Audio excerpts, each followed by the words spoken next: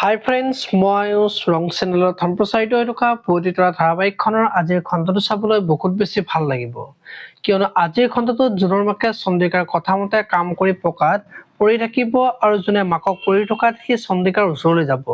তই মাক কিয় কামত লগাইছিলি বুলি সুধিব আৰু তেতিয়া চন্দিকাৰ খং উঠিব আৰু তই দুইটকীয়া ছোৱালীক হৈ তই মোৰ লগত মুখে মুখে কথা কৈছা বুলি কৈ এক্সৰ মাৰি দিব আৰু তেতিয়া মাকে আহি দেখা পাব। এতিয়া বাৰু মাকে চন্দিকাক কি ক'ব দেখিবলৈ পাব আজিৰ খণ্ডটোত।